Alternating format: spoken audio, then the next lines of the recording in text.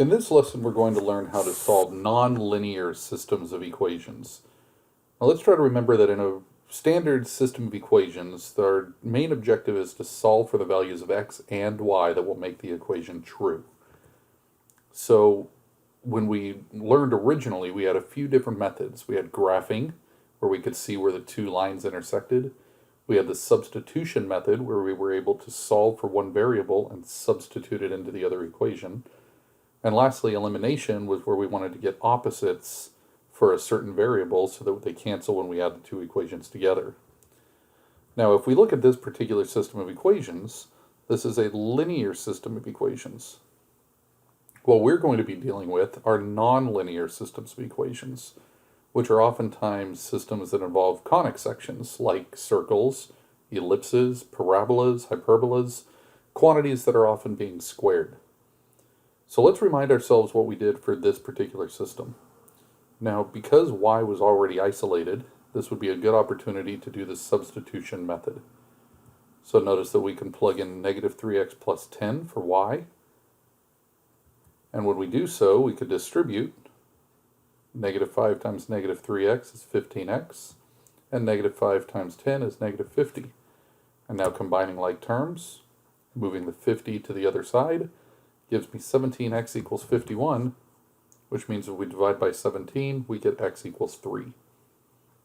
Now we already know that the x value is 3, which means that we have to plug in that value for the or the x value in the original equation. So now we get negative 3 times 3 plus 10, which means that our y coordinate is 1. So our point of intersection is 3, 1, but keep in mind that these were two lines. These were linear systems of equations. This was a linear system of equations. But now, what if we wanted to graph, say, an ellipse and a parabola? Notice that for two lines intersecting, they could only intersect at either one point or never, unless they happen to be the exact same graph. So how many points of intersection can occur between an ellipse and a parabola? 1? Well, you should be able to see that if we were to intersect an ellipse at the very peak or the vertex of the parabola, that would only intersect one time. But what about 2 times? Well, if we were to raise that ellipse just a little bit, notice that it would intersect the parabola at 2 different locations. What about 3 times? Is it possible to get 3 points of intersection? Well, move it a little bit higher, and notice that if that ellipse moves up a little bit more, the vertex could touch the bottom of the ellipse, and therefore have 3 points of intersection. What about 4 points of intersection? Well, if we move that up a little bit further, notice that it could intersect the parabola at 4 different locations. And it's technically possible as well to not have any points of intersection. What if the ellipse was completely on the inside of the parabola or on the outside of the parabola? So we should see here that when we're trying to solve nonlinear systems of equations, we could potentially have multiple answers, multiple points of intersection.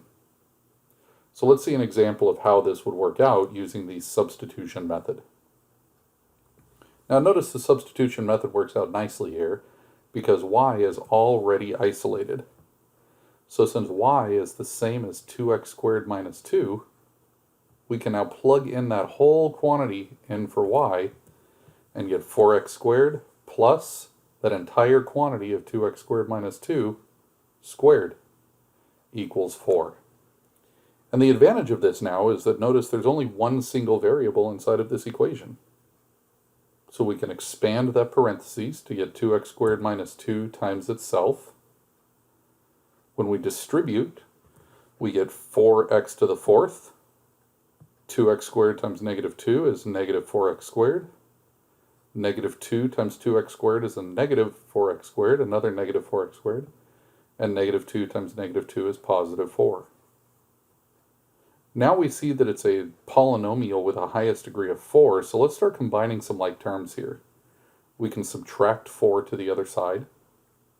We can combine the x squared terms, and when we do so, we're left with 4x to the 4th minus 4x squared equals 0. And now that it's a polynomial equal to 0, we could apply the zero product property by factoring out a common factor of 4x squared. We're left with x squared minus 1. And now, since x squared minus 1 is a difference of two squares, we can factor that into x plus 1 times x minus 1. So now that this polynomial, or this equation, is completely factored, we can now set each factor separately equal to 0, and find out that 4x squared is equal to 0 when x equals 0. X plus 1 is equal to 0 at x equals negative 1. And x minus 1 is equal to 0 at x equals 1. So these are all of my answers for what the possible x values are. But notice that these are not all the answers, because our solutions to a system of equations should be x and y values. All we see here are that these are the x coordinates for the points of intersection. We still need to find the corresponding y values for each x value separately. So let's go ahead and plug in x equals 0 to the original equation here so that we could find y. Well, y is equal to 2 times 0 squared minus 2, which means y equals negative 2.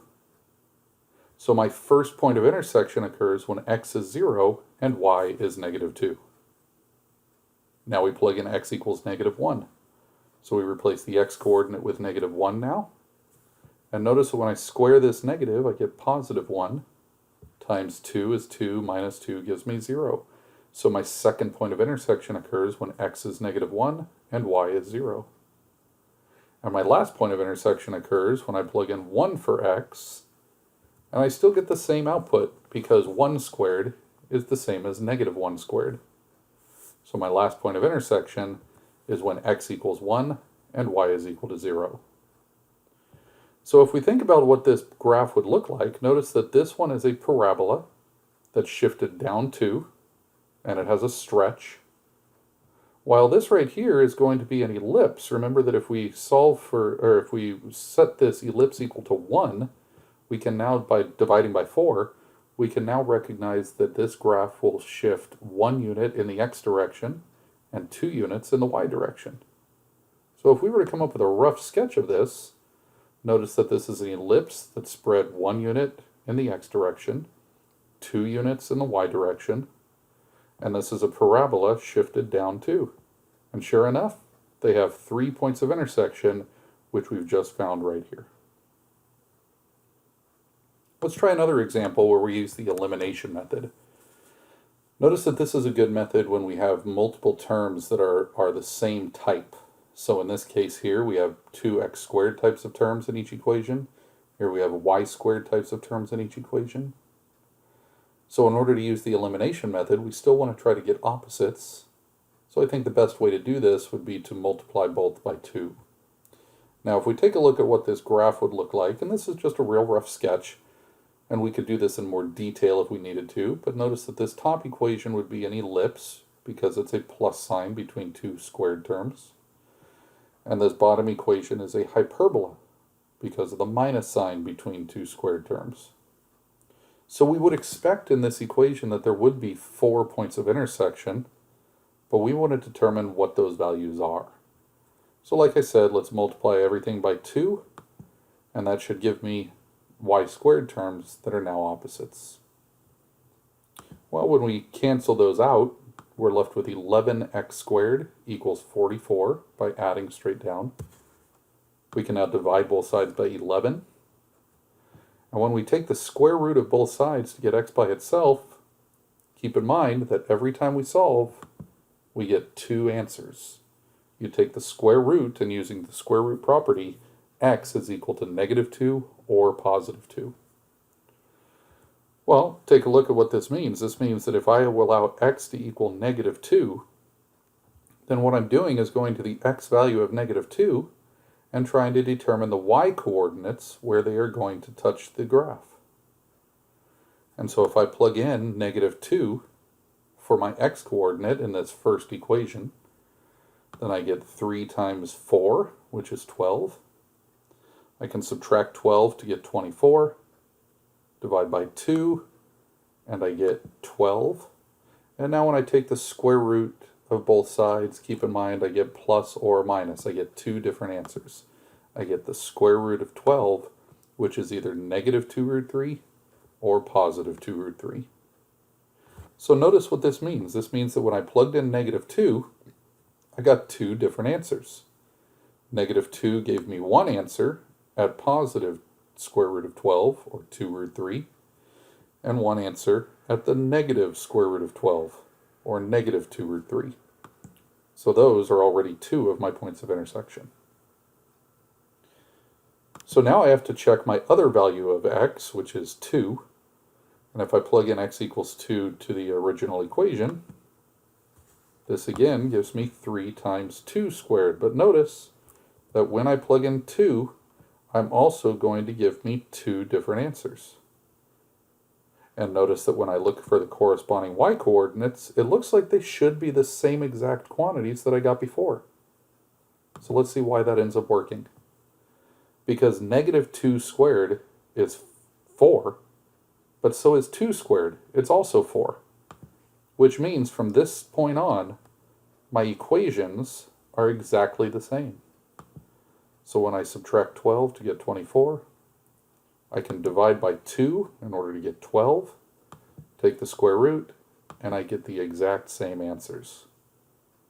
Which makes sense from our graph that they should be two of the same answers as well, which means that my final solutions are 2 negative 2 root 3 and 2 positive 2 root 3.